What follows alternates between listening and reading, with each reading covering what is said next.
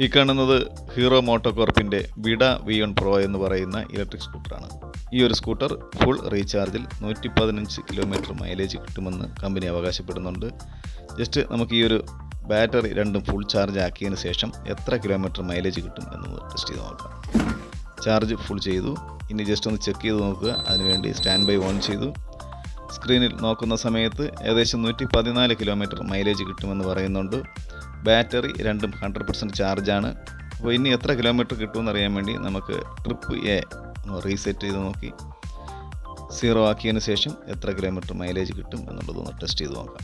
Okay, reset ചെയ്തിട്ടുണ്ട്. അപ്പോൾ നമുക്കിനി എന്തായാലും നമുക്ക് യാത്ര ആരംഭിക്കാം. ഈ ഒരു വാഹനത്തിൽ മൊത്തം 4 മോഡാണ് വരുന്നത്. 1 eco mode, 2 ride mode, 3 sports mode, പിന്നെ ഉള്ളൊരു മോഡെന്ന് പറഞ്ഞാൽ കസ്റ്റം മോഡ്. നമുക്ക് ആവശ്യമുള്ള സ്പീഡ് അഡ്ജസ്റ്റ് ചെയ്ത് അതിനകത്ത് സെറ്റ് ചെയ്യാൻ പറ്റും.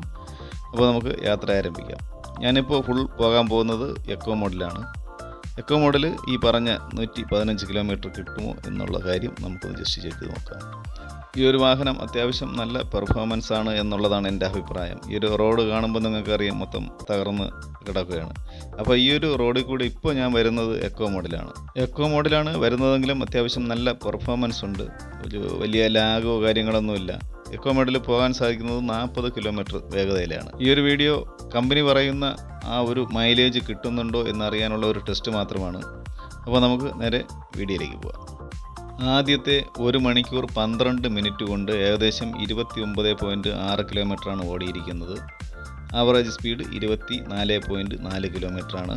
ഇനി നമുക്ക് നോക്കാനുള്ളത് ഈ ഒരു കിലോമീറ്റർ ഓടിയതിന് ശേഷം ഇനി എത്ര ശതമാനം ചാർജ് ബാറ്ററിയിലുണ്ട്, അതുപോലെ തന്നെ ആ ഒരു ചാർജ് വെച്ചിട്ട് എത്ര കിലോമീറ്റർ ഓടാൻ സാധിക്കും എന്നുള്ളതാണ്. 29.6 കിലോമീറ്റർ ഓടിയതിന് ശേഷം അവശേഷിക്കുന്ന ബാറ്ററി ബാക്കപ്പ് 70% ആണ്. അതുപോലെ തന്നെ റേഞ്ച് 73 കിട്ടുമെന്ന് കാണിക്കുന്നുണ്ട്. ഇപ്പോൾ ഏകദേശം 1 മണിക്കൂർ 40 മിനിറ്റ് ഓടിയിട്ടുണ്ട്. 40.9 കിലോമീറ്ററാണ് ഓടിയിരിക്കുന്നത്. ഇനി ബാലൻസ് ബാറ്ററി എത്രയുണ്ടെന്ന് നോക്കാം. ബാലൻസ് ബാറ്ററി ഇനി 64 കിലോമീറ്റർ ഓടും എന്ന് കാണിക്കുന്നുണ്ട്. അതുപോലെ തന്നെ 2 ബാറ്ററിയും 60% ചാർജ് ഉണ്ട്. ഇപ്പോൾ ഏകദേശം 50.9 കിലോമീറ്റർ ഓടിയിട്ടുണ്ട്. 2 മണിക്കൂർ 4 മിനിറ്റ് കൊണ്ട്. ആവറേജ് സ്പീഡ് 24.5 തന്നെയാണ്. ഇനി ബാലൻസ് എത്രയുണ്ടെന്ന് നോക്കാം. 50.9 കിലോമീറ്റർ ആയപ്പോഴത്തേക്കും ബാറ്ററി ഏകദേശം പകുതിയായിട്ടുണ്ട്. 50% 2 ബാറ്ററിയിലും ചാർജ് നിൽപ്പുണ്ട്. അതുപോലെ തന്നെ ഇനി 57 കിലോമീറ്റർ മൈലേജ് കിട്ടും. ഇപ്പോൾ ഏകദേശം 68 കിലോമീറ്റർ ഓടിയിട്ടുണ്ട്. അത് 2 മണിക്കൂർ 44 മിനിറ്റ് കൊണ്ടാണ് ഓടിയത്.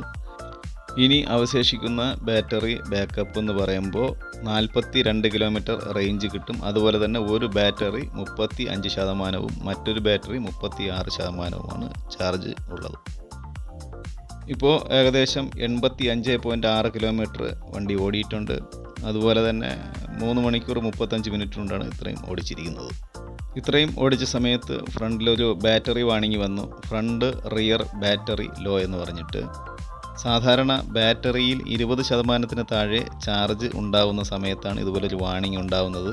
ബാറ്ററി എത്ര % ഉണ്ടെന്ന് നോക്കാം. ഇനി 21 കിലോമീറ്റർ ഓടിക്കാൻ സാധിക്കുമെന്ന് കാണിക്കുന്നുണ്ട്. 18% ബാറ്ററി ബാക്കപ്പ് രണ്ടിനും ഉള്ളൂ. അതുകൊണ്ടാണ് ഫ്രണ്ട് റിയർ ബാറ്ററി ലോ എന്ന് കാണിച്ചത്. ബാറ്ററി 20% ആകുന്നത് വരെ 85.6 കിലോമീറ്ററാണ് ഓടിയിരിക്കുന്നത്. ബാറ്ററി 20% താഴെ ആയിക്കഴിഞ്ഞാൽ സ്പോർട്സ് മോഡ് വർക്ക് ചെയ്യില്ല. എക്കോ മോഡും റൈഡ് മോഡും മാത്രമേ വർക്ക് ചെയ്യുകയുള്ളൂ. ഇപ്പോൾ ഏകദേശം 93.2 കിലോമീറ്റർ മൈലേജ് കിട്ടിയിട്ടുണ്ട്. 3 മണിക്കൂർ 53 മിനിറ്റ് കൊണ്ടാണ് ഓടിച്ചിരിക്കുന്നത്. ആവറേജ് സ്പീഡ് 23.8 കിലോമീറ്ററാണ്. ഇനി അവശേഷിക്കുന്നത് വെറും 10 കിലോമീറ്ററാണ്. ബാറ്ററി രണ്ടും 10% മാത്രമേ ചാർജുള്ളൂ. അപ്പോൾ ഈ ഒരു 10% ചാർജ് ഇരിക്കുന്ന സമയത്ത് എക്കോ മോഡ് മാത്രമേ വർക്ക് ചെയ്യുകയുള്ളൂ. സ്പോർട്സ്, റൈഡ് മോഡ് ഇതൊന്നും വർക്ക് ചെയ്യില്ല. ഇപ്പോൾ ഏകദേശം 98.8 കിലോമീറ്റർ ഓടിയിട്ടുണ്ട്. 4 മണിക്കൂർ 5 മിനിറ്റ് കൊണ്ടാണ് ഓടിയിരിക്കുന്നത്. Average speed 24.1 kilometre. ഈ സമയത്ത് ബാറ്ററിയുടെ ചാർജിങ് ശതമാനം നോക്കുന്ന സമയത്ത് 7% മാത്രമേ ചാർജുള്ളൂ. അതുപോലെ തന്നെ 7 കിലോമീറ്റർ മാത്രമേ മൈലേജും കിട്ടുകയുള്ളൂ. ബാറ്ററി 10% താഴെ പോയി കഴിഞ്ഞാൽ എക്കോ മോഡ് മാത്രമേ വർക്ക് ചെയ്യുകയുള്ളൂ. സ്പോർട്സ്, റൈഡ് ഇതൊന്നും വർക്ക് ചെയ്യില്ല. ആ സമയത്തും കമ്പനി പറയുന്ന എക്കോ മോഡിൽ കിട്ടുന്ന 45 കിലോമീറ്റർ വേഗത ആ സമയത്തും കിട്ടുന്നുണ്ട്. ബാറ്ററി ഏകദേശം തീരാറായിട്ടുണ്ട്.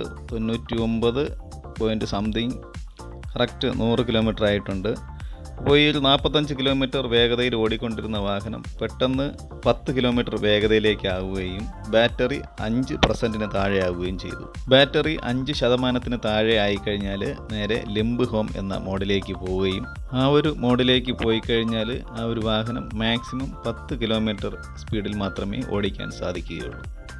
ആ ഒരു സമയത്ത് ഹസാർഡ് ലൈറ്റ് തെളിയുകയും അതുപോലെ തന്നെ സ്ക്രീനിൽ ഒരു വാണിംഗ് കാണിക്കുകയും ചെയ്യുന്നു. ഇനി അവശേഷിക്കുന്നത് വെറും 2 കിലോമീറ്ററാണ്. അപ്പോൾ നമുക്കിനി ഒരു ചാർജ് ചെയ്യുന്ന സ്ഥലത്ത് എത്തണമെന്നുണ്ടെന്നുണ്ടെങ്കിൽ ഈ 2 കിലോമീറ്റർ ഒരു 10 കിലോമീറ്റർ വേഗതയിൽ ഓടിക്കാൻ സാധിക്കുമോ എന്നുള്ളതാണ്. ജസ്റ്റ് ഒന്ന് നോക്കാം. അപ്പോൾ എന്തായാലും ഒരു പറഞ്ഞതുപോലെ 10 കിലോമീറ്റർ വേഗതയിൽ ഓടിക്കാൻ സാധിക്കുന്നുണ്ട്. ഇതൊരു ചെറിയൊരു ഇറക്കമാണ്. ഇറക്കമായതുകൊണ്ടാണോ 10 കിലോമീറ്റർ വേഗതയിൽ പോകുന്നതെന്ന് അറിയില്ല. സ്പീഡ് വ്യത്യാസം വരുന്നുണ്ട്. അത്യാവശ്യം നല്ല ഇറക്കമായതുകൊണ്ടായിരിക്കും. ഏകദേശം 12 കിലോമീറ്റർ സ്പീഡിൽ പോകുന്നുണ്ട്. 14 കിലോമീറ്ററോളം സ്പീഡായിട്ടുണ്ട്. അപ്പോൾ ഇനി വരുന്നത് ജസ്റ്റ് ഒരു ചെറിയൊരു കയറ്റമാണ്. ആ ഒരു കയറ്റം കയറുമോ ഇല്ലയോ എന്നുള്ളത് ജസ്റ്റ് ഒന്ന് നോക്കാം. ഇപ്പോഴും ആ ഒരു 15 കിലോമീറ്റർ വേഗതയിൽ തന്നെയാണ് പോയിക്കൊണ്ടിരിക്കുന്നത്. ജസ്റ്റ് കയറ്റം തുടങ്ങിയിട്ടുണ്ട്. വീണ്ടും 10ലേക്കായിട്ടുണ്ട്. ആക്സിലേറ്റർ ഫുള്ള് കൊടുത്തിട്ടും 10 കിലോമീറ്ററിൽ ഒരു വ്യത്യാസവും കാണുന്നില്ല. 10 കിലോമീറ്റർ തന്നെയാണ്. ഇപ്പോൾ ഒരു നിരന്ന സ്ഥലമായതുകൊണ്ടാണ് ആ ഒരു സ്പീഡിന് വ്യത്യാസം വരാത്തത്. 10 കിലോമീറ്റർ വേഗതയിൽ തന്നെ പോയിക്കൊണ്ടിരിക്കുകയാണ്. അപ്പോൾ ഇനി ഒരു അല്പം കൂടെ പോയി കഴിഞ്ഞാൽ ഒരു ചെറിയൊരു കയറ്റം തുടങ്ങുന്നുണ്ട്. അപ്പോൾ ഈ ഒരു കയറ്റത്തിലും ഈ ഒരു 10 കിലോമീറ്റർ വേഗത കിട്ടുമോ എന്ന് നോക്കാം. ഇപ്പോൾ വേഗത കുറഞ്ഞു, 5 കിലോമീറ്റർ ആയിട്ടുണ്ട്. അങ്ങനെ ഓടിക്കൊണ്ടിരുന്ന വണ്ടി പെട്ടെന്ന് നിന്നു എന്നല്ല, ആ തേരി കയറുന്നില്ല. ജസ്റ്റ് കാലുകൊണ്ട് ചെറുതായിട്ടൊന്ന് സപ്പോർട്ട് ചെയ്തപ്പോഴത്തേക്കാണ് ആ ഒരു വാഹനം കയറിപ്പോയത്. ലിംബ് ഹോം എന്ന് പറയുന്നത് വലിയ ഒരു പ്രയോജനം ഉള്ളൊരു കാര്യമായിട്ട് എനിക്ക് തോന്നുന്നില്ല. ലിംബ് ഹോം എന്ന് പറയുമ്പോൾ ജസ്റ്റ് നമ്മുടെ വാഹനത്തിന് ചെറിയൊരു സപ്പോർട്ട് അത്ര മാത്രമേ ഉള്ളൂ. നിരന്ന റോഡ് വഴി ജസ്റ്റ് ഒരു 10 കിലോമീറ്റർ വേഗതയിൽ പോകാൻ സാധിക്കും. അല്ലാതെ ലിംബ് ഹോം കൊണ്ട് വേറെ ഒരു വലിയ പ്രയോജനമൊന്നുമില്ല. ലിംബ് ഹോമിൽ എല്ലാ കയറ്റവും 10 കിലോമീറ്റർ വേഗതയിൽ ഓടിച്ചു പോകാം എന്നുള്ള വ്യാമോഹമൊന്നും വേണ്ട. ജസ്റ്റ് ഒരു സപ്പോർട്ടിങ് അത്ര മാത്രമേ ആ ഒരു ലിംബ് ഹോം എന്നുള്ള ഒരു മോഡിലേക്ക് പോകുമ്പോഴത്തേക്ക് നമുക്ക് ലഭിക്കുന്നുള്ളൂ. ഇപ്പോൾ വണ്ടി നമുക്കത് ലോഡ് വെച്ച് കയറി പോകാൻ പറ്റാത്തൊരവസ്ഥയായി. ഈ ഒരു 10 കിലോമീറ്റർ വേഗത ലഭിക്കും എന്ന് പറഞ്ഞ ആ ഒരു മോഡ് ഉപയോഗിച്ച് ഫുൾ ആക്സിലേറ്റർ കൊടുത്തതിന് ശേഷവും നമുക്ക് കൈകൊണ്ട് വണ്ടി തള്ളിക്കൊണ്ട് പോവേണ്ട ഒരു അവസ്ഥയാണ് വരുന്നത്. അതുകൊണ്ട് ലിംബ് ഹോം എന്നുള്ള മോഡ് ഉപയോഗിച്ച് വീട്ടിൽ പോകാം എന്നുള്ള മോഹമുണ്ടെന്നുണ്ടെങ്കിൽ മാറ്റിവയ്ക്കുക. മാക്സിമം 20% ആകുമ്പോഴത്തേക്കും ഈ ഒരു വാഹനം ചാർജ് ചെയ്യാനുള്ള സംവിധാനം കണ്ടെത്തുക. ഇല്ലാന്നുണ്ടെങ്കിൽ ഈ ഒരു ഗതികേട് ഉണ്ടാവാൻ സാധ്യതയുണ്ട്. അപ്പോൾ ഈ ഒരു വാഹനത്തിൽ എനിക്ക് ഫുൾ ചാർജിൽ ലഭിച്ചിരിക്കുന്നത് 100 കിലോമീറ്ററാണ്. അപ്പോൾ ഞാൻ സ്പോർട്സ് മോഡോ അല്ലെങ്കിൽ റൈഡ് മോഡോ ഒന്നും ഞാൻ ഉപയോഗിച്ചിട്ടില്ല.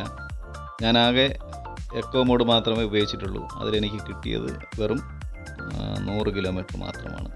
അപ്പോൾ ഈ ഒരു വാഹനം 110 115 മൈലേജ് കിട്ടും എന്ന് പറയുന്നത് ഏത് അടിസ്ഥാനത്തിലാണെന്ന് അറിയില്ല.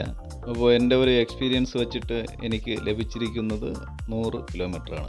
ഇതുപോലുള്ള വാഹനങ്ങളെ വിശ്വസിച്ച് നമ്മളൊരു യാത്ര പുറപ്പെടുമ്പോൾ നമ്മൾ അതിൻ്റെ ഒരു 80% മാത്രമേ നമുക്ക് അതിൽ നിന്ന് പ്രതീക്ഷിക്കാൻ പാടുള്ളൂ. ഈ ഒരു വാഹനത്തിൻ്റെ പെർഫോമൻസിനെ കുറിച്ച് പറയുകയാണെന്നുണ്ടെങ്കിൽ എനിക്ക് ഒത്തിരി ഇഷ്ടപ്പെട്ടു. ചെറിയ ചെറിയ പോരായ്മകൾ ഒഴിച്ചു കഴിഞ്ഞാൽ ഈ ഒരു വാഹനം നല്ലൊരു വാഹനം തന്നെയാണ്. ഇപ്പോൾ ഈ ഒരു ബാറ്ററി ഫുള്ളായിട്ട് തീർന്നിരിക്കുകയാണ്. ഈ ഒരു ബാറ്ററി ചാർജ് ചെയ്യാൻ വേണ്ടി എത്ര യൂണിറ്റ് കറണ്ട് എടുക്കുന്നുണ്ട്, അതുപോലെ തന്നെ എത്ര സമയം കൊണ്ട് ചാർജ് ചെയ്യാൻ സാധിക്കും എന്നതിനെക്കുറിച്ചുള്ള ഒരു വീഡിയോ ഞാൻ തൊട്ടടുത്ത് തന്നെ പോസ്റ്റ് ചെയ്യുന്നുണ്ട്. അപ്പോൾ വീഡിയോ ഇഷ്ടപ്പെട്ടുവെങ്കിൽ സപ്പോർട്ട് ചെയ്യുക. മറ്റൊരു വീഡിയോയുമായിട്ട് വീണ്ടും വരുന്നത് വരെ നന്ദി.